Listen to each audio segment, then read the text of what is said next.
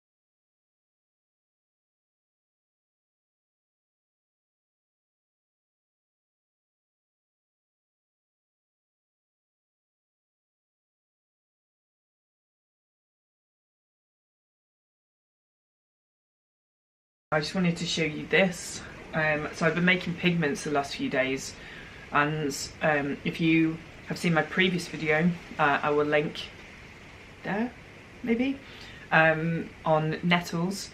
Yeah, I made these nettle pigments, which has been really interesting, but I also went out and collected rose petals. We have a particular rose here, Rosa rugosa, which actually grows abundantly wild, and it has these large blooms and really dynamic, like strong red, pink. And I thought, oh, I wonder if that would make a pigment. So I did a little bit of research into rose pigments, and I found that yeah, you know, you can make a pigment out of rose petals, and I was really excited. In fact, I didn't sleep because I was so excited about getting up and trying it. So I went out and collected a whole load of them. I wasn't sure how the delicate petals would take to being heated, but I did simmer them in the pan, and yeah, went through this lake pigment process again, which I showed in the previous video. You know, basically, it's a chemical reaction between sort of alum and I usually use washing soda, and you combine the two together within the dye pigment, and it kind of it creates a kind of chemical reaction which gives the pigment something to stick to, and that's the best I can explain it, because you know, I'm not a chemist, and there probably are the correct terminology, and yeah, perhaps I'll do another lake pigment video at some point and you can look. But I mean, this is the rose.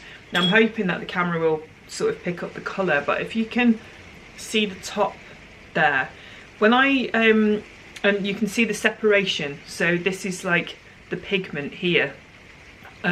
It was all liquid, and then I add these two composition, sort of these two elements, and they kind of form this thing for it to stick to. It's not the colour I expected, but then we're not at the end of the process yet, so I really don't know what's going to happen. But this was much lighter, sort of rose colour, and when you add the alum, of course, it goes darker. because alum is an acid, and the washing soda is an alkali, and the trick is to get it neutral. I didn't have any pH papers, and so I wasn't able to probably get it perfect, but the process worked, and that's all I needed it to do. It just worked. So one of the things I need to do today is actually drain off this top part and then filter this bottom part to see what pigment we get. I've got 3 jars of this to do, so yeah, you can come and do that with me.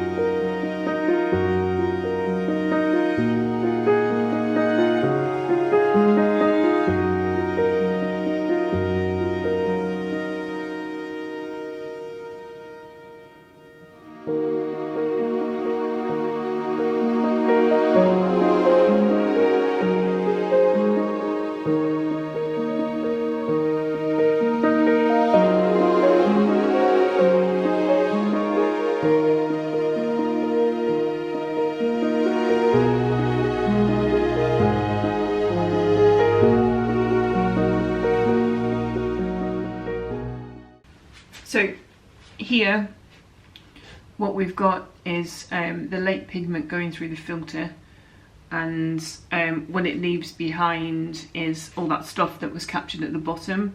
So that will in theory be the pigment. So when it's finished draining, I will open the coffee filters up and will allow it to dry.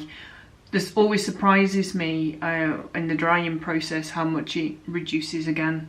So how much we get, I'm not sure, but it's an interesting colour at the moment. It'll be interesting to see once we open it and it dries, and then when we've mixed it, what actual colour it turns out.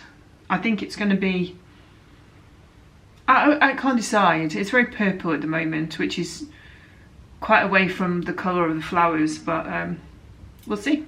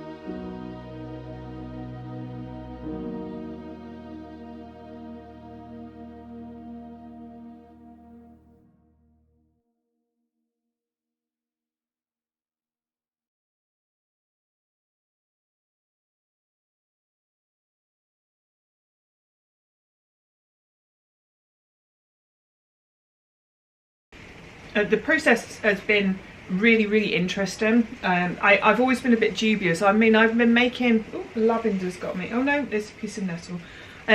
the process, it interests me, but that's not what I was going to say. What was I going to say? I was going to say I've been making pigments from minerals, and of course minerals being like sort of oxidized rocks, etc., sort of sedimentary rocks, they have more staying power in regards to colour, and they're more stable when it comes to kind of you know, mould and things like this. Now the botanicals are more complicated in that way, in as much as, because they are organic, if they get damp, they have this prone, they are prone to going mouldy, and so we add the clove oil to it. So I add a couple of drops of the clove oil.